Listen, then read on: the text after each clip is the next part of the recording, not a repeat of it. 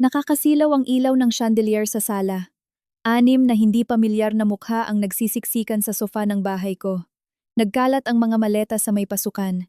Ang hipag kong si Maricel, abala sa pag-uutos sa dalawa niyang anak na lalaki na dalhin ang kahon ng mga laruan sa master bedroom. Ang asawa niyang si Rico, may hawak na sigarilyo, at ang abo nito'y pinapatak niya sa mamahaling mangkok na binili ko lang noong 1 linggo sa isang art fair. Ate Clara, pasensya na sa abala ha. Sabi ni Maricel na may ngiting aso. Kitang-kita ang kislap sa kanyang mga mata. Ipinatong niya ang kamay na may matingkad na pulang nail polish sa balikat ng asawa kong si Marco. Kuya, ang bait mo talaga sa akin.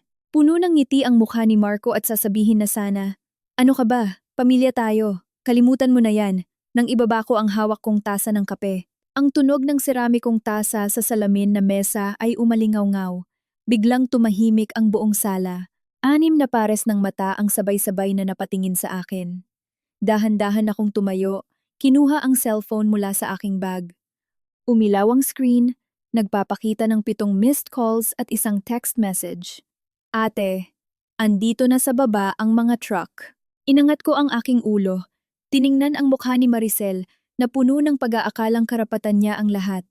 Tiningnan ko ang mapanuksong ngiti sa labi ni Rico. At sa huli, napunta ang tingin ko sa mukha ni Marco na tila hindi pa rin maintindihan ang nangyayari. Isang ngiti ang gumuhit sa aking labi. Walang problema, sabi ko. Wala talagang problema. Iniabot ko ang kamay ko sa susi ng kotse na nasa ibabaw ng cabinet sa may pasukan. Naramdaman ko ang malamig na metal sa dulo ng aking mga daliri. 3 araw bago yon, Biyernes ng gabi, 7:07 p.m. Ang amoy ng niluluto kong adobo ay pumuno sa kusina. Suot ang aking apron. Abala ako sa paghahalo sa harap ng kalan. Maingay ang range hood. Nag-vibrate ang cellphone ko sa ibabaw ng kitchen counter. Sinulyapan ko ito. Mensahe mula kay Marco. Mag-overtime ako ngayong gabi. Uuwi ako ng late. Napatigil ang sandok ko sa kawali. Ito na ang 8 beses na nag-overtime siya ngayong buwan. Hininaan ko ang apoy. Pinunasan ang aking mga kamay at binuksan ang Facebook.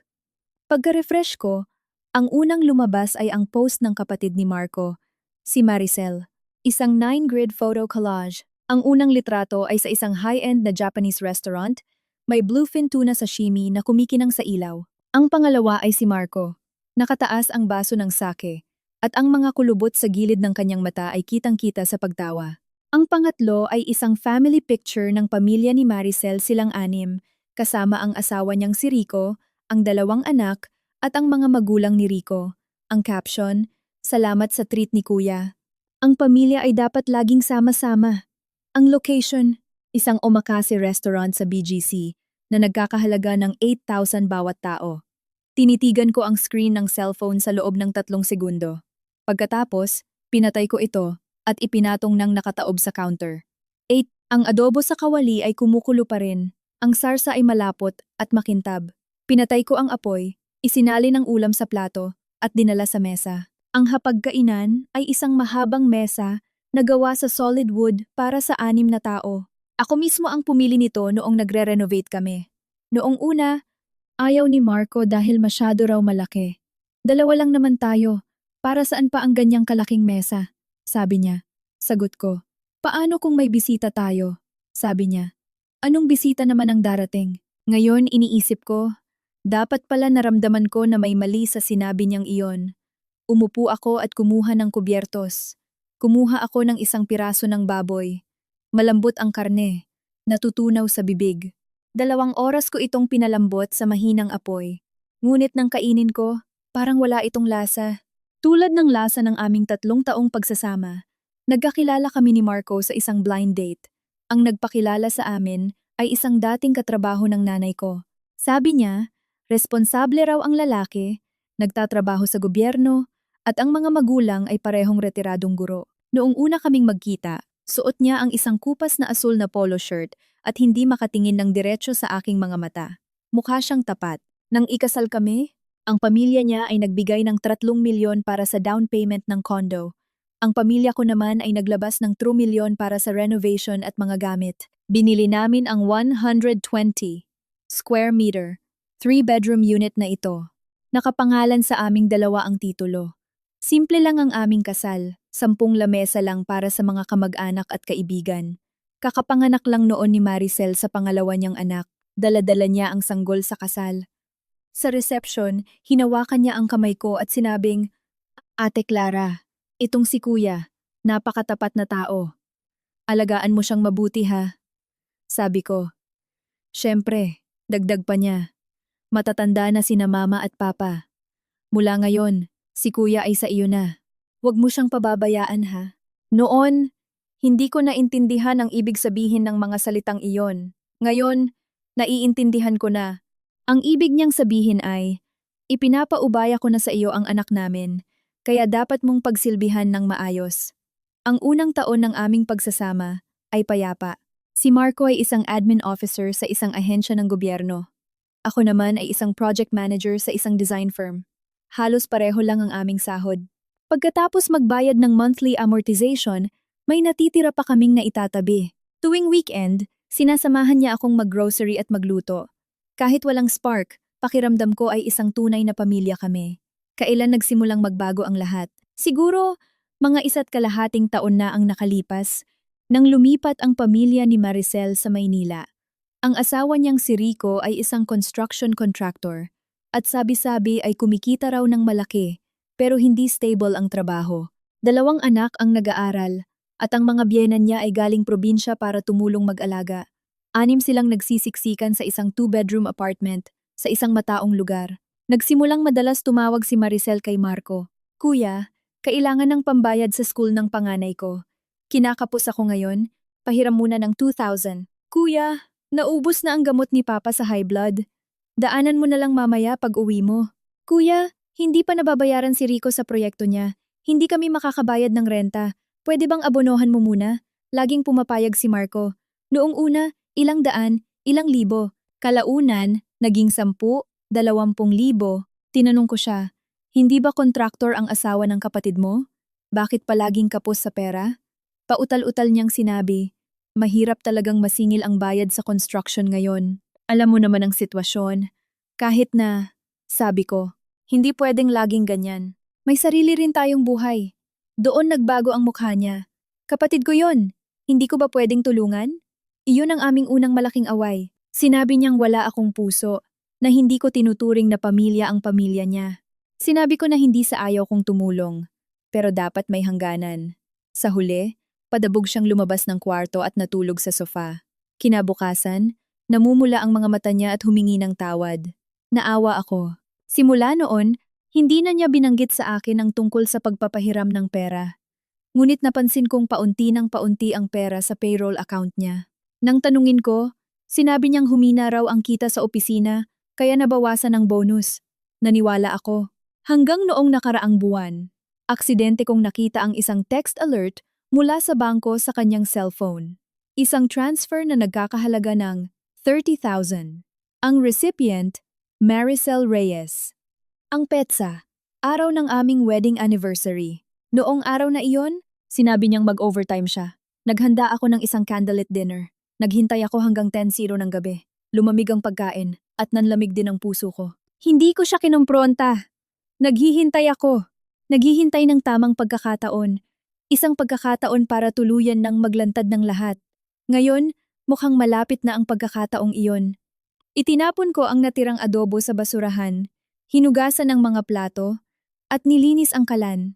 Pagkatapos, umupo ako sa sofa, binuksan ang laptop, nag-login ako sa online banking, tiningnan ang balanse ng aming joint account, 73,568.42. Ito ang lahat ng naipon namin sa loob ng 3 taon. Kumuha ako ng screenshot, binuksan ko ang isa pang folder. Nasa loob nito ang lahat ng transfer records sa loob ng 3 taon.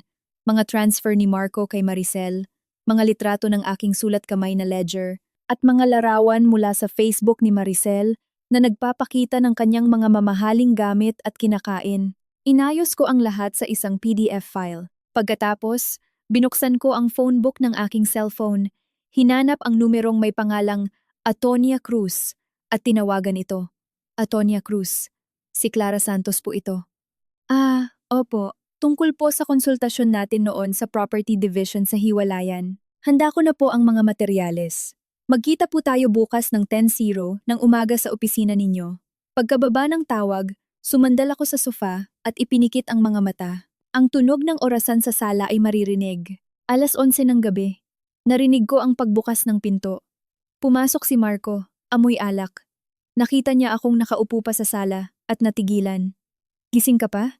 Hinihintay kita. Tumayo ako at lumapit sa kanya. Umiwas siya ng tingin. Nainom ako kasama ang kliyente. Kliyente? Ngumiti ako. O kasama ang pamilya ni Maricel sa Japanese restaurant?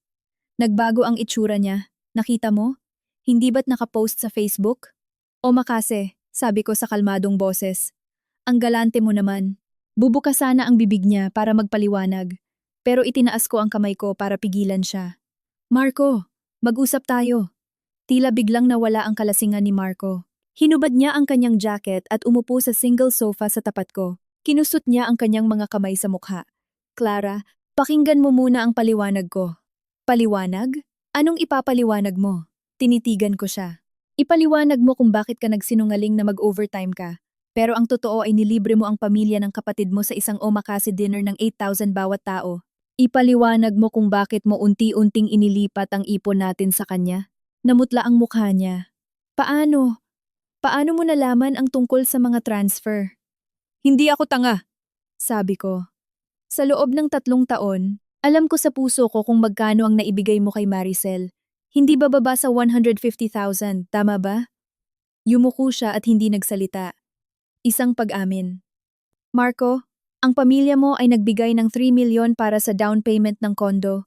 Ang pamilya ko ay naglabas ng 2 milyon para sa renovation. Pareho nating binabayaran ang amortization. At karamihan ng gastusin sa bahay ay ako ang sumasagot. Mabagal ang aking pagsasalita. Bawat salita ay may diin. Hindi ko kailanman inungkat kung sino ang mas malaki ang ambag dahil para sa akin, sa mag-asawa, hindi dapat ganoon ang bilang. Pero, huminto ako saglit. Hindi ibig sabihin na papayagan kong ubusin mo ang pera nating dalawa para punan ang walang katapusang pangangailangan ng pamilya ng kapatid mo. Tumingala siya. Namumula ang mga mata. Clara, kapatid ko yon? Mag-isa siyang nag-aalaga ng 2 anak. May sakit pa ang mga biyenan niya at hindi stable ang trabaho ni Rico. Kung hindi ko siya tutulungan, sino pa? Kaya tutulungan mo siya hanggang sa maubos ang lahat ng ipon natin? Malamig akong ngumiti. Sa Facebook ni Maricel, ang anak niya ay nakasuot ng pinakabagong Nike na sapatos. Ang bag niya ay Coach. Ang sigarilyo ni Rico ay Marlboro Black. Sabihin mo sa akin, yan ba ang tinatawag na nahihirapan? Hindi siya makasagot. Noong sinabi mong wala silang pambayad ng renta, nag-transfer ka ng 5,000. Kinabukasan, nag-post siya sa Facebook na dinala niya ang mga anak sa Disneyland. Noong sinabi mong na-ospital ang biyenan niya, nag-transfer ka ng 7,000 pero nakita siya ng katrabaho ko sa mall na bumibili ng gintong pulseras. Isa-isa kong binanggit ang mga pangyayari.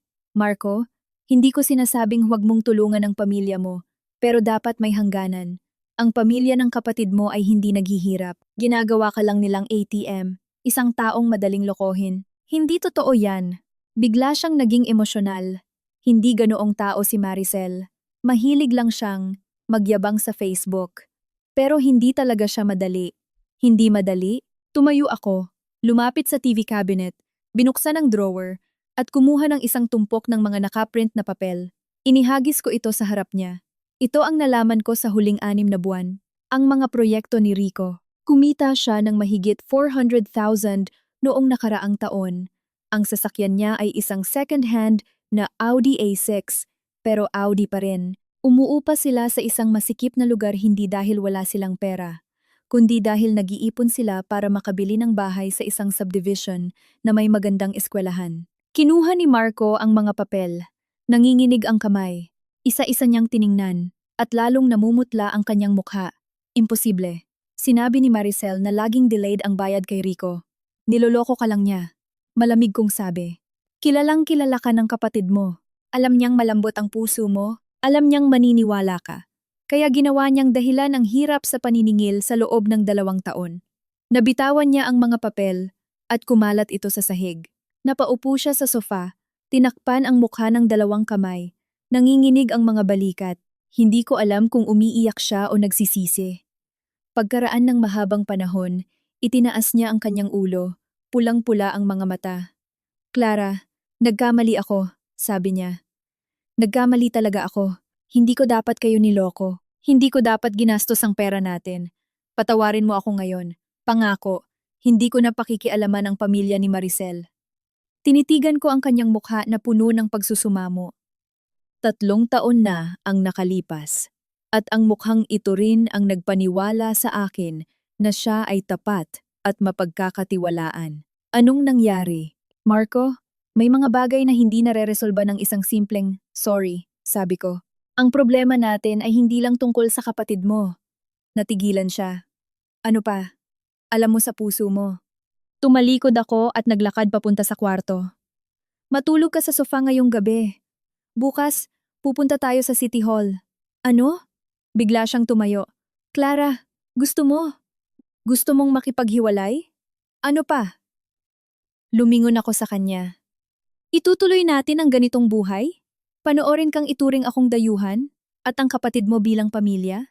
Panoorin ang pinaghirapan nating ipon na mapunta sa bulsa ng iba? Hindi ako papayag. Lumapit siya at hinawakan ang braso ko.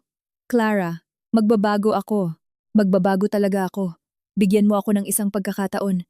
Inalis ko ang kamay niya. Binigyan na kita ng pagkakataon. Sa bawat paghingi ng pera ng kapatid mo, pinaalalahanan kita. Sa bawat pagsisinungaling mo, tiniis ko. Marco, may hangganan ang pasensya ng tao. Dahil lang sa pera. Tumaas ang boses niya. Clara, ganyan ka ba kawalang puso? Dahil lang sa pera?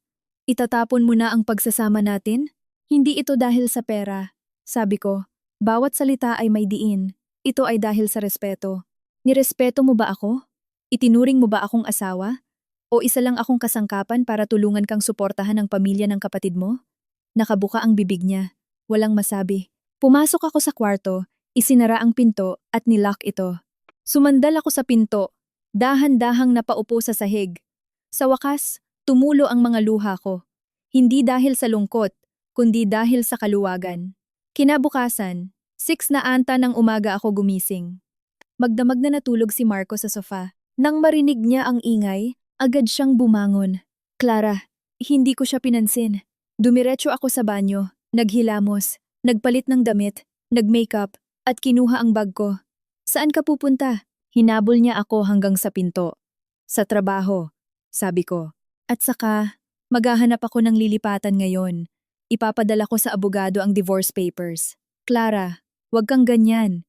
Hinawakan niya ang braso ko. Mag-usap tayo. Mag-usap tayo ng maayos.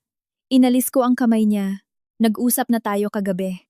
Bumukas ang pinto ng elevator. Pumasok ako. Nasa labas siya. Namumula ang mga mata habang nakatingin sa akin. Dahan-dahang sumara ang pinto ng elevator, tinakpan ang kanyang mukha. Pagdating sa opisina, nag-half-day leave ako at pumunta sa opisina ni Atty. Cruz. Si Atty. Cruz ay isang babae na nasa 40s, profesional at mahusay. Matapos niyang basahin ang mga dokumentong dala ko, inayos niya ang kanyang salamin. Miss Santos, naiintindihan ko na ang sitwasyon. Mula sa legal na pananaw, ang mga binayaran ninyo sa kondo pagkatapos ng kasal at ang pera sa joint account ay itinuturing na conjugal property. Ang paglilipat ng iyong asawa ng malalaking halaga sa kanyang kapatid ng walang pahintulot mo ay maituturing na pagtatago ng conjugal property. Sa hatian, maaari mong hilingin na bawasan o hindi nabigyan ng parte ang kabilang panig. Huminto siya saglit. Nabanggit mo rin na baka lumipat ang pamilya ng hipag mo sa inyo? Opo, sabi ko. Nag-text sa akin si Maricel noong nakaraang linggo. Sabi niya, ibebenta na raw ng may-ari ang inuupahan nilang bahay at kailangan na nilang umalis bago matapos ang buwan. Pinarating niya na gusto nilang tumira muna sa amin. Gaano katagal muna? Hindi niya sinabi, malamig akong ngumiti. Sa pagkakakilala ko sa kanya, kapag nakatira na sila, hindi na sila aalis. Tumango si Atin Cruz. Kung pilit silang titira kahit labag sa iyong kalooban, ito ay maituturing na illegal entry. Pwede kang tumawag ng pulis, pero ang mahalaga ay nakapangalan sa iyo ang titulo ng property. May karapatan kang magpasya kung sino ang pwedeng tumira. Naiintindihan ko. Sa panahon ng divorce proceedings, ipinapayo kong itago mo ang lahat ng ebidensya.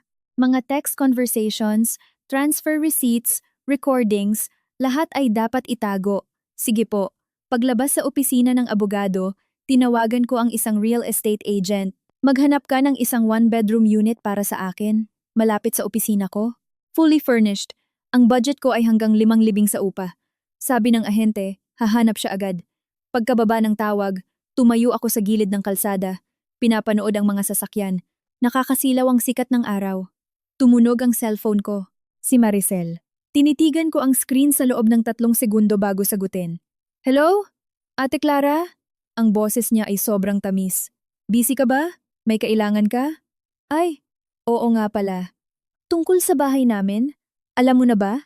Biglang ibebenta ng landlord. Kailangan na naming umalis bago matapos ang buwan. Nako, sobrang stress ko. Namuti na yata ang buhok ko. Ah, ganoon ba? Ate Clara, di ba 3 bedroom ang unit nyo? 2 lang naman kayo ni kuya doon. Sayang kung bakante lang. Pwede bang doon muna kami tumira pansamantala? Pansamantala lang, promise. Kapag nakahanap kami ng bahay, aalis din kami agad. Gaya ng inaasahan ko, huminga ako ng malalim. Maricel, kailangan mong kausapin ang kuya mo tungkol diyan. Sa aming 2 ang kondo, hindi ako pwedeng magdesisyon mag-isa. Nakausap ko na si kuya. Mabilis niyang sagot. Sabi niya, okay lang daw. Pumayag na siya. Basta, pumayag ka lang daw. Nanikip ang dibdib ko. Pumayag nga si Marco. Ate Clara, sige na. Parang awa mo na. Nag-umpisa siyang magmakaawa. Hindi pwedeng matigil ang pag-aaral ng mga bata. Mahina pa naman ang katawan ni na mama at papa. Ang hirap humanap ng mauupahan ngayon. Pamilya naman tayo, dapat magtulungan, di ba? Pamilya. Iyon na naman ang 3 salitang iyon. Maricel, kalmado kong sabi, 6 kayo sa pamilya. 3 lang ang kwarto sa bahay namin. Hindi kayo kasya. Kasya yan. Kasya yan. Mabilis niyang sabi. Sa isang kwarto ang 2 bata. Kami ni Rico sa study room.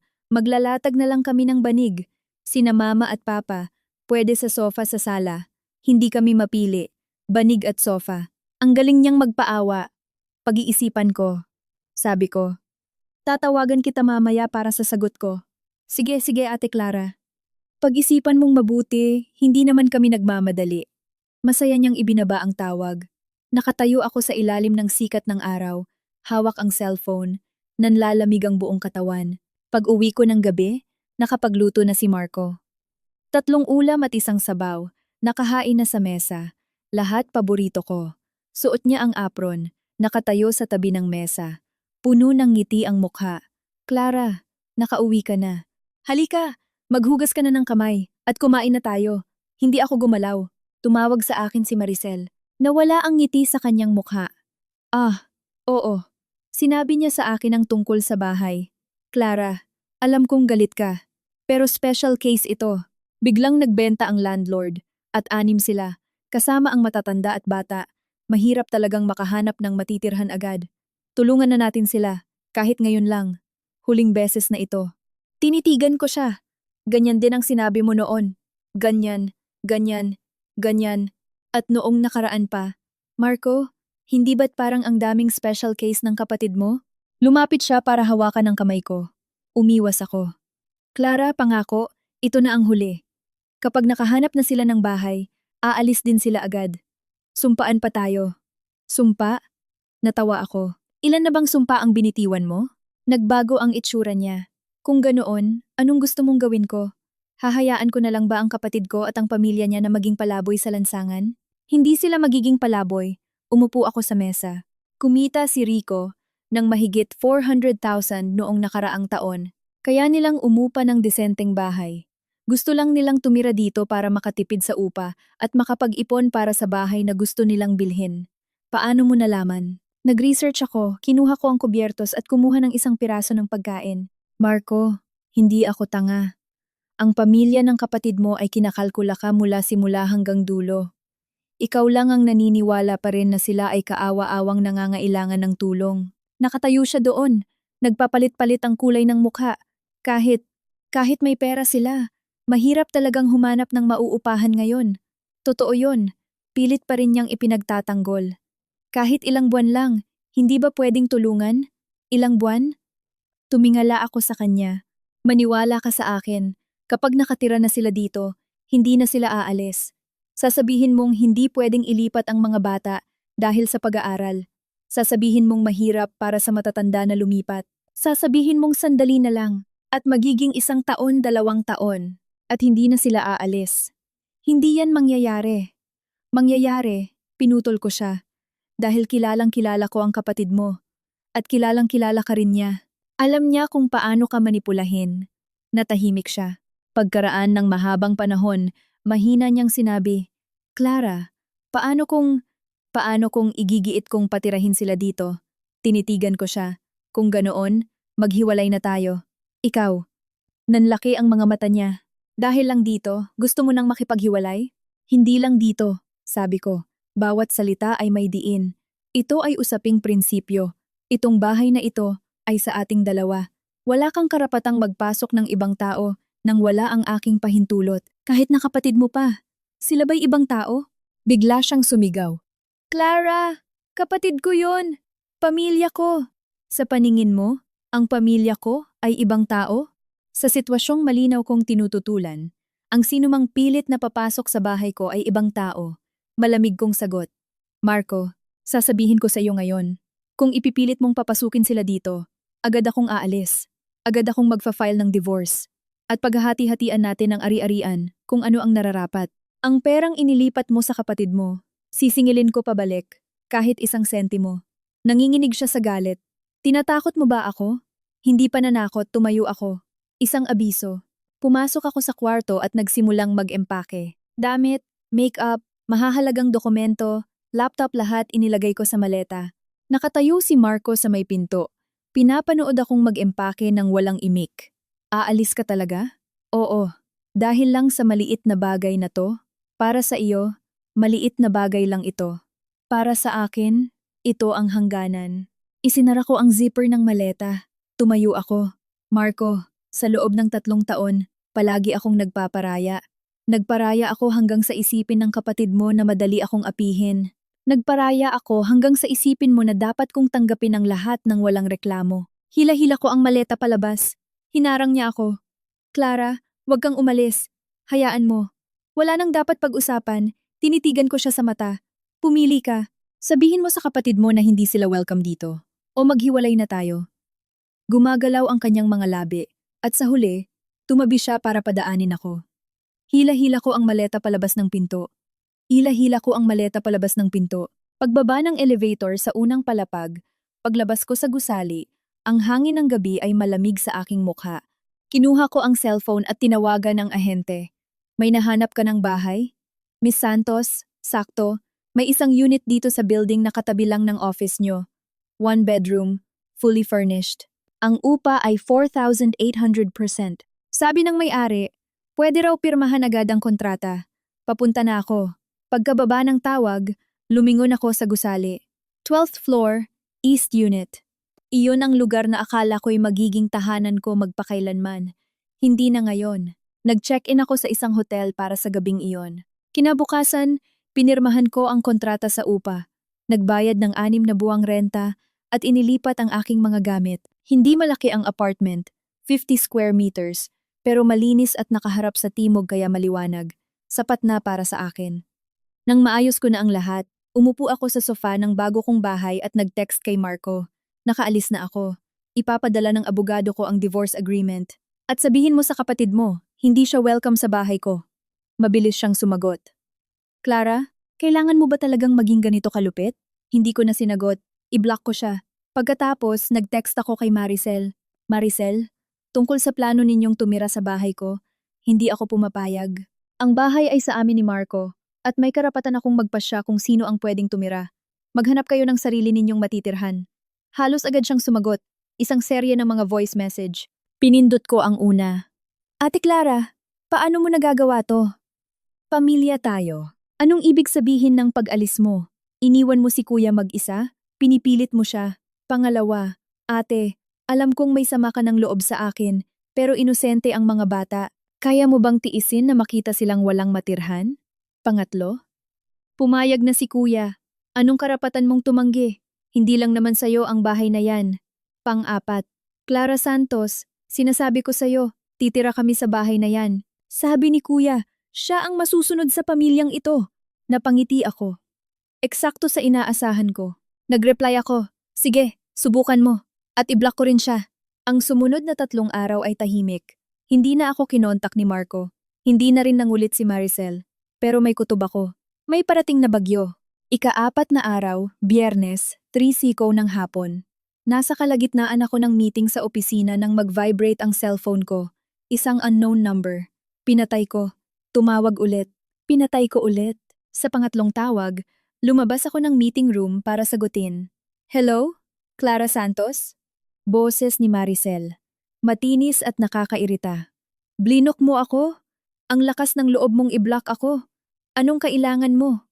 Sinasabi ko sa'yo, lilipat kami bukas. Ibinigay na sa akin ni kuya ang susi. Pumayag ka man o hindi, lilipat kami. Napahigpit ang hawak ko sa cellphone. Ibinigay sa iyo ni Marco ang susi?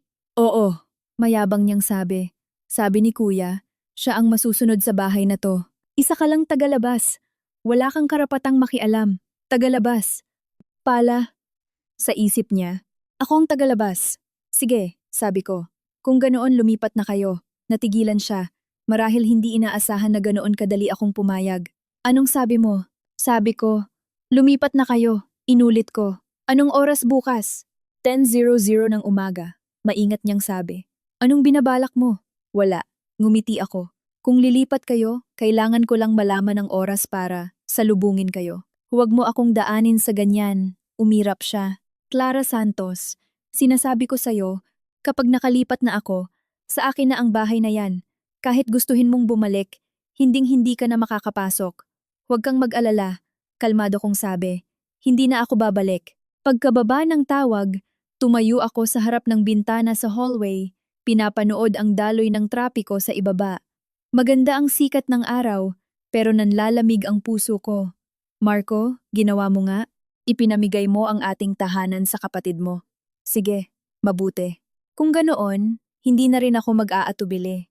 Bumalik ako sa meeting room, nagpaalam sa boss ko, at binuksan ang phone book ng aking cellphone. Hinanap ko ang isang numero na may pangalang Tito Rody. Si Tito Rody ay isang dating kasamahan ng tatay ko sa militar. Pagkatapos magretiro, nagtayo siya ng isang moving company. Ang mga tauhan niya ay pawang mga dating sundalo. Mabilis kumilos at mapagkakatiwalaan. Tinawagan ko siya. Tito Rody, si Clara po ito. Oh, Clara. Ang tagal nating hindi nag-usap. Kumusta na ang papa mo? Okay naman po, Tito. May hihilingin po sana akong tulong. Sabihin mo lang. Bukas po ng 10:00 ng umaga. Kailangan ko po ng 7 tao at 2 truck sa address ng bahay ko para maghakot ng gamit. Lilipat ka ba? Sige, walang problema. Saan ililipat? Hindi po ililipat kahit saan, sabi ko. Ilalagay po muna sa warehouse ninyo sa loob ng 1 linggo. Lahat ng gamit, walang ititira. Natahimik ang kabilang linya. Clara, anong? Tito, wag niyo na po tanungin. Mahina kong sabi. Tulungan niyo na lang po ako ngayon. Babayaran ko po kayo ng triple. Ano ka ba? Wag mong isipin ang bayad. Malaki ang utang na loob ko sa papa mo. Bumuntong hininga si Tito Rody. Sige, bukas, 9:30 ng umaga, ako mismo ang pupunta dyan kasama ang mga tao ko. Salamat po, Tito. Pagkababa ng tawag, isa pang numero ang tinawagan ko. Atty. Cruz. Ako po ito. Atty. Cruz. Miss Santos, anong maipaglilingkod ko? Bukas po, pilit na lilipat ang pamilya ng hipag ko sa bahay namin. Kailangan ko po ng tulong ninyo para gumawa ng isang dokumento. Anong dokumento? Isang deklarasyon, sabi ko. Bawat salita ay may diin, na nagsasaad na ang property ay conjugal, at walang sinumang third party ang maaaring tumira doon nang walang pahintulot ng parehong partido. Kung pilit silang papasok, agad akong magsasampa ng kaso para sa illegal entry at trespassing. Okay, gagawin ko agad. Kailangan ba ng notaryo? Opo. At kung maaari, makipag-ugnayan po kayo sa 2 staff mula sa Notary Public Office para pumunta sa bahay bukas ng 10:30 ng umaga. Nakuha ko. Pagkababa ng pangalawang tawag, binuksan ko ang chat at hinanap ang property manager ng aming kondo. Mr. Lee, bukas po ng 10:00 ng umaga. May mga bisita po sa unit ko. Kung sakaling may magreklamo sa ingay o magkaroon ng anumang gulo, Huwag po muna kayong makialam hanggat hindi ko kayo tinatawagan. Mabilis na sumagot si Mr. Lee. Miss Santos, ito po ba ay? Isang personal na usapin lang po, sabi ko. Salamat po sa tulong ninyo. Okay po, naintindihan ko. Nang maayos na ang lahat, ibinulsa ko ang cellphone at bumalik sa meeting room. Nagpapatuloy pa rin ang meeting. Umupo ako, binuksan ang notebook. Ang dulo ng panulat ko ay nag-iwan ng malalim na marka sa papel. Maricel, hindi ba't gusto mong tumira? Sige, bibigyan kita ng pagkakataon. Titira ka hanggang sa magsawa ka. Sabado, 7:00 ng umaga. Nagising ako. Hindi maayos ang pagkakasara ng kurtina sa bago kong apartment at isang sinag ng araw ang tumatama sa sahig. Nakahiga ako sa kama, nakatingin sa kisame, kalmado. Walang galit, walang sakit, walang panghihinayang. Tanging ang kahandaan para sa isang bagay na matagal ko nang dapat ginawa. Bumangon ako, naligo, at nagbihis.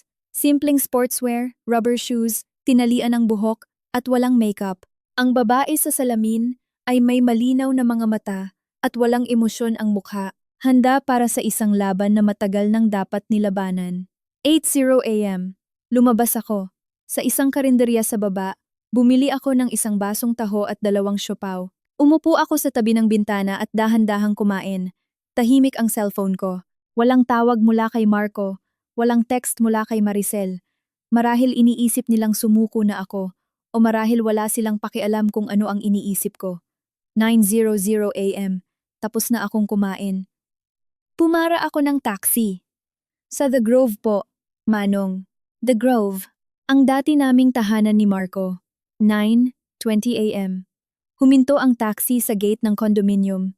Nagbayad ako at bumaba. Pumasok ako sa complex. Ang mga rosas na inalagaan ng hardinero ay namumukadkad pink, pula, dilaw. May ilang matatanda na nag-eehersisyo at mga batang nag-scooter na dumadaan. Lahat ay normal. Pero alam kong pagkatapos ng araw na ito, may mga bagay na hindi na maibabalik. Pumunta ako sa lobby ng aming building, pero hindi ako umakyat. Umupo ako sa isang bench sa tapat kung saan kitang-kita ko ang entrance. 9:30 a.m. Isang van ang dumating at huminto sa tapat ng entrance. Bumaba ang 7 lalaki, lahat naka-unipormeng asul, matitipuno ang katawan at mabilis kumilos. Ang nangunguna ay isang lalaking nasa 50 seconds. May crew cut at tuwid ang tindig si Tito Rody. Tumingin siya sa direksyon ko at bahagya akong tumango. Pumasok sila sa building. 9:40 a.m. 2 delivery truck ang dumating at pumarada sa likod ng van. Bumaba ang mga driver at nagsigarilyo sa gilid. 9:50 a.m. Isang puting SUV ang pumasok at huminto malapit sa entrance. Bumaba ang isang lalaki at isang babae, parehong naka-business attire at may dalang briefcase. Ang mga taga-notaryo. Lumapit sila sa akin. Miss Santos? Ako nga po, tumayo ako. Pwede po bang maghintay muna tayo saglit? Hintayin nating dumating ang bisita bago tayo umakyat. Sige po. 10:00 a.m. Eksakto. Isang luma at kalawangin na L300 van at isang maliit na truck ang pumasok sa complex. Bumukas ang bintana ng van at nakita ko ang mukha ni Maricel na may makapal na makeup. Inutusan niya ang driver na huminto sa tapat ng entrance. Sumunod ang maliit na truck, puno ng mga gamit kutson, kaldero, mga laruan, at isang lumang TV. Bumukas ang pinto. Si Maricel ang unang bumaba, suot ang isang masikip na bestida at 10 cm heels, may dalang peking LV bag. Bumaba si Rico mula sa driver's seat, naka-printed shirt at may gintong kwintas. 2 batang lalaki ang tumakbo palabas, sumisigaw at nagtatakbuhan sa paligid. At ang mga magulang ni Rico, mga 60 sena, dala ang mga bayong. Kumpleto ang 6. Tumingala si Maricel sa building, may ngiti ng tagumpay sa kanyang mukha. Kinuha niya ang isang susi mula sa kanyang bag. Kilala ko ang susing iyon, ang susi ng aming matrimonial home. Nakuha niya nga talaga. Ma, pa, dahan-dahan po. Inalalayan niya ang nanay ni Rico. Dito na po tayo titira. Ang ganda ng lugar, di ba? Mas maganda kaysa sa inuupahan natin. Nagsindi ng sigarilyo si Rico. Magaling ka talaga, my labs. Binigay nga sa iyo ng kuya mo ang susi? Siyempre, iwinagayway ni Maricel ang susi. Sabi ni kuya, siya ang bahala. Walang magagawa yang si Clara. Mabuti, ngumiti ang tatay ni Rico. Kita ang naninilaw na ngipin. Ang laki ng bahay. Ang liwanag. Halina kayo, akyat na tayo! Sigaw ni Maricel. Pumasok sila sa building. Ang dalawang bata ay nauunang pinipindot ang button ng elevator. Pinanood ko sila. Kinuha ko ang cellphone at nag-text kay Tito Rody. Pwede na po kayong magsimula. Pagkatapos, isinama ko ang dalawang taga-notaryo at pumasok sa building. Nakahinto ang elevator sa 12th floor. Pagbukas, nakita ko si Maricel na sinusubukang buksan ang pinto. Ay, bakit ayaw? Pinihit niya ang doorknob. Walang nangyari. Imposible. Ito ang binigay ni Kuya. Akin na. Subukan ko. Kinuha ni Rico ang susi at pilit na pinihit. Ayaw pa rin. Anak ng, baka maling susi ang binigay? Sa sandaling iyon, bumukas ang pinto mula sa loob. Si Tito Rody, nakatayo, nakauniforme, seryoso ang mukha. Sino po sila? Natigilan si Maricel. Sino ka? Bakit ka nasa bahay ko? Bahay mo? Kumunot ang noo ni Tito Rody. Ito ang 12020, unit ng may-ari na si Miss Santos. Ako nga ang may-ari. Tumaas ang boses ni Maricel. Bahay ito ng kuya ko, at binigay niya sa akin ang susi. Sino ka ba at bakit ka nasa loob? Tumabi si Tito Rody para bigyan sila ng puwang. Sumilip si Maricel sa loob, at nanlaki ang kanyang mga mata. Ang sala ay walang laman. Walang sofa. Walang TV. Walang mesa. Ang dining area. Walang lamesa at upuan. Bukas ang mga pinto ng kwarto. Sa loob, walang kama, walang aparador. Ang study, walang bookshelf, ang kusina, walang ref, oven, o microwave. Ang buong unit, maliban sa ilang painting sa pader at mga kurtina, lahat ng pwedeng ilipat ay wala na. Anong nangyari dito? Sumigaw si Maricel. Nasaan ang mga gamit namin? Inilipat na, kalmadong sagot ni Tito Rody. Utos ng may-ari. Anong may-ari? Sinong may-ari? Ako. Lumabas ako mula sa elevator. Lumingon si Maricel, at nang makita ako, nag-iba ang mukha niya. Clara, ikaw! Saan mo dinala ang mga gamit namin? Gamit ninyo? Lumapit ako sa kanya. Maricel, tingnan mong mabuti. Ang titulo ng bahay na ito ay nakapangalan sa amin ni Marco. Ito ang bahay ko, hindi sa iyo. Sinungaling. Dinuro niya ako. Sabi ni Kuya, siya ang masusunod dito. Pinayagan niya akong tumira dito. Kung ganoon, tawagan mo siya. Sabi ko, hayaan mong sabihin niya sa akin mismo na pumapayag siyang tumira kayo, ang buong pamilya mo, sa aming matrimonial home. Si Kuya. Nasa trabaho si Kuya. Umiwas siya ng tingin. Pero binigay niya ang susi. Ibig sabihin, pumayag na siya. Susi? Ngumiti ako. Iyon ang susi bago ako magpalit ng lock. Pinalitan ko na ang lock. Namutla si Maricel. Nagpalit. Ka ng lock? Oo. Kinuha ko ang bagong susi mula sa bag ko. Ngayon, ito lang ang susi na makakapagbukas ng pinto na ito. Clara, anong karapatan mong magpalit ng lock? Bahay ito ng kuya ko. At bahay ko rin. Sabi ko, bawat salita ay may diin. Ayon sa family code, ang conjugal property ay hindi pwedeng i-dispose ng isang panig lang. Ang pagbibigay ni Marco ng susi sa iyo, nang walang pahintulot ko, ay walang bisa. Ang pagpapalit ko ng lock ay paggamit ng aking legal na karapatan. Puro kadada. Lumingon siya kay Rico. Mahal, tingnan mo siya. Inaapi niya tayo. Itinapon ni Rico ang sigarilyo. At lumapit. Mas matangkad siya sa akin, matipuno, at may itsurang siga. Clara, mas mabuti pang maging praktikal ka. Nanliit ang mga mata niya. Ibigay mo ang susi at papasukin mo kami. Kung hindi, wag mo kaming sisisihin. Sisisihin sa ano? Tinitigan ko siya. Sasaktan niyo ako? O pilit kayong papasok? Subukan niyo. Tumabi ako at ipinakita ang dalawang staff mula sa Notary Public Office. Sila po ay mga Notary Public. Ang lahat ng mangyayari dito ngayon ay kanilang itatala bilang ebidensya. Natigilan si Rico. Natigilan din si Maricel. Ikaw, nagdala ka ng notaryo? Oo, kinuha ko ang cellphone ko. At nakarecord na rin ang usapan na ito. Bawat salitang sasabihin ninyo ay magiging ebidensya sa korte. Ang mukha ni Maricel ay nagpalit-palit mula puti pa pula at pula pa asul. Clara, plinano mo to? Plinano? Natawa ako. Maricel, ikaw ang unang nagplano. Plinano mong kunin ang bahay ko, ang asawa ko, at ang pera namin. Hindi totoo yan. Binuksan ko ang cellphone at isang folder. Ito ang record ng perang nakuha mo kay Marco sa loob ng 3 taon. Total, 178,500. Ito ang mga post mo sa Facebook. Ito ang bank statement ng mga proyekto ni Rico. Gusto mo bang basahin ko isa-isa? Umatras si Maricel. Nanginginig ang labi. Inimbestigahan mo ako? Hindi ba dapat? Isinara ko ang cellphone. Ang pamilya mo ay parang linta na nakakapit sa amin ni Marco sa loob ng 3 taon. At ngayon, gusto niyo pang tumira sa bahay ko? Maricel, akala mo ba talaga ay magtitiis ako habang buhay? Kusang loob yun binigay ni kuya. Pilit pa rin niyang iginigiit. Gusto niyang magbigay ng pera. Gusto niyang patirahin kami. Anong pakialam mo? Anong pakialam ko? Inulit ko at ngumiti ng malamig. Bawat sentimong ibinigay ni Marcos sa iyo ay galing sa aming conjugal property. Kalahati ng bahay na gusto mong tirhan ay sa akin. Sabihin mo, anong pakialam ko? Hindi siya makasagot. Hinila siya ni Rico. Maricel, tama na. Umalis na tayo. Bakit tayo aalis? Tinabig niya ito. Namumula ang mga mata. Hindi ako aalis. Dito ako titira ngayon. Clara, tumawag ka ng pulis kung kaya mo. Tignan natin kung sino ang papanigan nila. Tumango ako. Sige.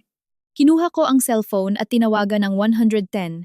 Hello, 110. Magre-report po ako. The Grove, Tower 1, 1202. May illegal entry po. Opo. Nandito po sila sa labas ng pinto. Isang pamilya na may 6 na miyembro, pilit na pumapasok. Pakiresponde po agad.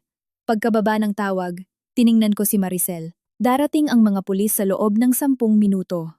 Ang mukha niya ay tuluyan ng namutla. Dumating ang mga pulis ng mas mabilis kaysa sa inaasahan ko. 8 minuto. 2 pulis, isang matanda at isang bata. Si Officer Cruz, nasa 40 seconds, seryoso ang mukha. Si Officer Reyes, mga 20 seconds, may hawak na notebook. Sino ang tumawag? Tanong ni Officer Cruz. Lumapit ako. Ako po, si Clara Santos. Isa po ako sa may-ari ng unit na ito. Pilit pong pumapasok ang mga taong ito nang walang pahintulot ko. Tumingin si Officer Cruz sa pamilya ni Maricel. Kayo po ba ay? Sir? Sir? Biglang umiyak si Maricel. Bahay po ito ng kuya ko. Pinayagan niya po kaming tumira dito. Asawa niya po ako. Pero ayaw niya kaming papasukin. Inubos pa niya ang laman ng bahay. Nasaan po ang hustisya? Kumunot ang noo ni Officer Cruz. Nasaan ang kapatid mo? Nasa trabaho po. Tawagan mo siya para pumunta dito. Nag-aalangan si Maricel, pero kinuha niya ang cellphone at tinawagan si Marco, naka-loudspeaker. Matapos ang ilang ring, sumagot ito. Hello Maricel? Kuya? Humahagulgol si Maricel. Umuwi ka dito. Ayaw kaming papasukin ni Ate Clara. Tumawag pa siya ng pulis. Natahimik ang kabilang linya. Nag-report si Clara? Opo, nandito na ang mga pulis. Kuya, umuwi ka na at sabihin mong pumayag kang tumira kami dito. Ako, nag-aalangan ang boses ni Marco. Maricel, umuwi na muna kayo. Pag-usapan na lang natin to ng maayos. Natigilan si Maricel. Kuya, anong sabi mo? Hindi ba't kahapon pumayag ka na? Sabi mo, ikaw ang masusunod at wag akong makialam kay Clara. Sinabi ko nga yon. Pero ano? Sumigaw si Maricel. Kuya, takot ka ba sa kanya? Sinasabi ko sa'yo, dito ako titira ngayon. Kung hindi ka uuwi, magpapakamatay ako. Isang classic na pagwawala. Hindi na nakatiis si Officer Cruz. Mrs., kumalma po kayo. Labag sa batas ang pananakot. Hindi siya pinansin ni Maricel. Patuloy na sumisigaw sa telepono. Kuya, nakalimutan mo na ba ang bili ni na mama at papa? Sabi nila. Alagaan mo ako. Ganito mo ba ako inaalagaan? Hahayaan mo kaming maging palaboy? Bumuntong hininga si Marco sa kabilang linya. Maricel, mag-check-in muna kayo sa hotel. Ako ang bahala sa bayad. Pag-usapan natin to ni Clara pag uwi ko. Ayoko! Sumigaw si Maricel. Dito ako titira! Walang makakapigil sa akin! Pinatay niya ang tawag at umupo sa sahig. Nag-iiyak at nagwawala. Walang hustisya. Inaapi ng hipag ang kapatid ng asawa. Mga pulis, tulungan niyo po ako. Nakita ng 2 bata ang ginagawa niya at nagsimula na ring umiyak. Si Rico ay nakatayo sa gilid. Nangingitim ang mukha. Ang mga magulang niya ay nakayuko. Hindi makapagsalita. Ang gulo ng eksena. Kinuskos ni Officer Cruz ang kanyang sentido. Tumigil na po kayo. Lahat. Tumingin siya sa akin.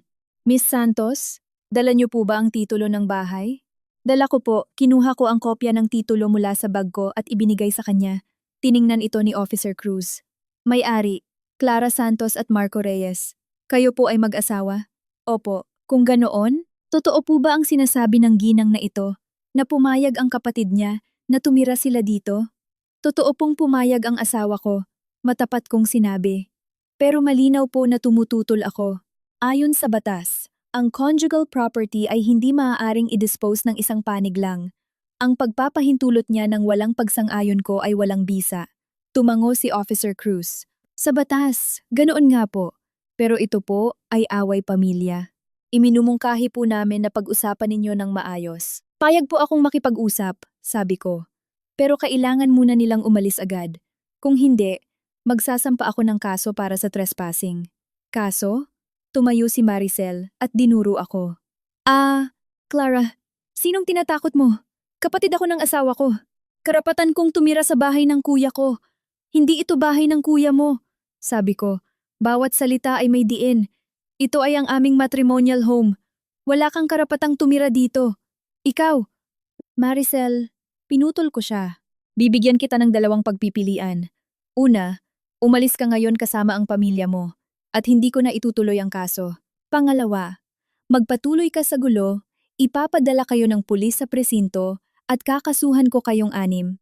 Lahat kayo magkakaroon ng police record. Nanlaki ang mga mata niya. Kaya mong gawin yon? Tingnan natin kung kaya ko. Lumingon ako kay Officer Cruz. Sir, kung hihilingin kong umalis sila ngayon at tumanggi sila, maituturing na po ba itong trespassing? Tiningnan ni Officer Cruz si Maricel. Opo, kung ganoon, paki-enforce na po.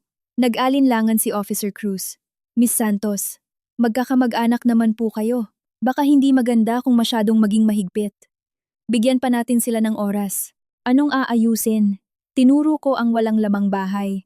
Naialis ko na ang mga gamit sa loob. Wala silang dalang gamit, maliban sa nasa truck nila. Lumapit ako sa bintana at tumingin sa baba. Sige, Maricel. Bibigyan kita ng kalahating oras. Ilipat mo ang mga gamit mo mula sa truck at umalis ka na. Pagkatapos ng kalahating oras, kung nandito pa rin kayo, ipapapuwersa ko na sa pulis ang pagpapaalis sa inyo. Nakagat ni Maricel ang labi. Ang mga mata niya'y masamang nakatingin sa akin, na para bang gusto niya akong kainin ng buhay. Pero hindi ako natakot. Sinalubong ko ang tingin niya at sinabing, magsisimula na ang oras ngayon. Hindi siya gumalaw. Hinila siya ni Rico. Maricel, tama na. Umalis na tayo. Ayoko. Tinabig niya ito. Dito ako. Tignan natin kung anong magagawa niya. Sinubukan niyang pumasok sa pinto. Agad siyang hinarangan ni Tito Rody at ng dalawa niyang tauhan. Umalis kayo dyan. Tinulak sila ni Maricel. Bahay ko to. Hindi ito bahay mo. Matatag na sabi ni Tito Rody. Sabi ng may-ari, hindi ka pwedeng pumasok. Ikaw. Lumapit ako sa kanya. Huling tanong, aalis ka o hindi? Hindi! Sige. Kinuha ko ang cellphone at tumawag. Attorney, Cruz, ako po ito. Pwede na po kayong umakyat. 2 minuto ang lumipas. Bumukas ang pinto ng elevator. Si Ating Cruz, kasama ang 2 assistant, ay mabilis na lumapit. Naka-power suit, may dalang briefcase, at puno ng autoridad. Miss Santos. Attorney Cruz, tinuro ko si Maricel. Sila po. Tumango si Attorney Cruz, kumuha ng dokumento mula sa briefcase. Mrs. Maricel Reyes. Mr. Rico, ako po ang abogado ni Miss Clara Santos. Attorney Cruz po. Ito po ang aking lisensya. Ipinakita niya ang kanyang IBP ID at iniabot ang dokumento. Ito po ang lawyer's letter na pinahanda ni Miss Santos. Ang nilalaman po ay, una, hinihiling na itigil ninyo agad ang inyong illegal entry. Pangalawa, hinihiling na alisin ninyo ang lahat ng personal na gamit sa araw na ito. Pangatlo, si Miss Santos ay may karapatang magsampa ng kaukulang legal na aksyon, kabilang ang civil at criminal cases. Kinuha ni Maricel ang dokumento. Nanginginig ang kamay. Hindi niya maintindihan ang mga legal na termino. Pero nababasa niya ang mga salitang lawyer's letter. Kumuha ka ng abogado? Oo, sabi ko. Hindi lang abogado, may notaryo rin. Lahat ng nangyayari dito ngayon ay documented. Maricel, sigurado ka bang gusto mo pang ipagpatuloy ito? Tiningnan niya ang hawak na sulat. Pagkatapos ay si Atin Cruz. Ang mga notaryo, ang mga pulis, at sa huli, ako. Sa wakas, may bakas ng takot sa kanyang mga mata, ngunit mas nangingibabaw ang galit. Clara, garalgal ang boses niya. Ganito mo ba ako kinamumuhian? Hindi kita kinamumuhian, umiling ako. Pinoprotektahan ko lang kung ano ang sa akin. Hindi ka palalampasin ni kuya? Problema na niya yon. Tiningnan ko ang relo ko. May 20 minuto ka pa. Nakatayo lang si Maricel. Hinila ulit siya ni Rico. Maricel, halika na. Hindi natin siya kaya. Ayokong sumuko. Tumulo ang luha niya. Bakit? Bakit siya nakatira sa ganito kagandang bahay? Habang tayo, nangungupahan lang sa masikip na lugar? Bakit siya? Ang ganda ng buhay. Habang tayo, kailangang magmakaawa. Dahil ang bahay na ito ay pinaghirapan namin ni Marco, sabi ko. Dahil nagtatrabaho ako hanggang hating gabi. Dahil nagtitipid ako. Dahil hindi ako tulad mo na umaasa sa pera ng iba na parang sa akin. Bubukas sana ang bibig niya para sumagot, pero walang lumabas. Sa huli, masama niya akong tiningnan. Aalis na kami. Tumalikod siya at naglakad papunta sa elevator. Agad siyang sinundan ni Rico. Ang dalawang bata ay umiiyak pa rin, hila-hila ng kanilang lola. 6 silang nagsiksikan sa elevator. Nang sumara ang pinto, para akong nabunutan ng tinik. Lumapit ako sa bintana at pinanood silang lumabas ng building. Sumakay sila sa lumang van. Sumunod ang maliit na truck. Ang dalawang sasakyan ay umalis na parang basang sisiw. Tapos na. Lumingon ako at tumango kay Officer Cruz. Salamat po mga sir. Walang anuman, tiningnan ni Officer Cruz ang walang lamang bahay. Miss Santos, sigurado po ba kayong hindi na kayo magkakaayos? Hindi na po. Ang mga gamit po. Ako na po ang bahala, sabi ko. Salamat po sa abala. Nang makaalis na ang mga pulis, lumingon ako kay Tito Rody. Tito, salamat po. Ilagay niyo na lang po muna sa warehouse ninyo ang mga gamit. Tatawag po ako pagkatapos ng 1 linggo. Sige, tinapik ni Tito Rody ang balikat ko. Clara, kung may kailangan ka, tawagan mo lang ako. Umalis na si Tito Rody at ang mga tauhan niya. Sumunod ang mga taga-notaryo. Si Atty. Cruz ang huling naiwan. Miss Santos, ano na po ang susunod na plano ninyo? Hiwalayan, sabi ko. Miss Santos Atty. Cruz ang mod lamwa. Kaming daangal at Toryo Omulibara at Toryo Omulibara. Ate, Cruz, pakiasikaso na po ang divorce agreement. Sa hatian gusto ko po ang bahay. Ang savings pwede nang hindi. Pero ang perang inilipat niya sa kapatid niya, dapat niyang ibalik. Naiintindihan ko, huminto si Atin Cruz. Pero baka hindi pumayag si Mr. Reyes. Kung ganoon, idemanda natin, kalmado kong sabi. May ebidensya ako ng pagtatago niya ng ari-arian at may ebidensya ako ng tangkang trespassing ng kapatid niya. Sa korte, hindi siya mananalo. Tumango si Atin Cruz. Sige po, ihahanda ko na ang mga dokumento. Nang makaalis na ang lahat, naiwan akong nakatayo sa walang lamang sala. Ang sikat ng araw ay pumapasok mula sa bintana, nag-iiwan ng maliwanag na sinag sa sahig. Walang gamit, walang gulo, walang bakas ng buhay. Tanging mga pader, sahig, at ilang pinto. Parang isang blankong papel. Pwede nang magsimula ulit. Kinuha ko ang cellphone at nag-text kay Marco. Umalis na ang kapatid mo. Maghiwalay na tayo.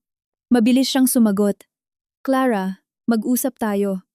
Wala nang dapat pag-usapan. Ang abogado ko na ang kakausap sa iyo. Kahit 1 beses na lang. Huling pagkakataon. Pangako, hindi ko na pakikialaman si Maricel. Tiningnan ko ang text niya. Natawa ako. Pangako. Pangako na naman. Marco, ang pangako mo ay walang halaga. Pagkatapos isend iyon, i-block ko ang numero niya. Lumabas ako ng pinto, nilock ito, at bumaba. Lumabas ako ng complex. Maganda ang sikat ng araw. Presko ang hangin. Tumingala ako sa langit. Napaka-asul. Tumunog ang cellphone ko. Ang real estate agent. Miss Santos, yung maliit na unit na tinanong nyo noon, binabaan po ng may-ari ang presyo. Ngayon, 3.2 million na lang. Gusto nyo po bang tingnan? Sabi ko. Pupunta ako dyan ng 3:00 ng hapon. Pagkababa ng tawag, pumara ako ng taxi. Sa BGC po, Manong. Umarangkada ang taxi.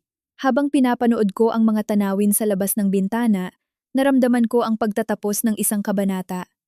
3 taon ang natapos. Isang bagong buhay ang nagsisimula,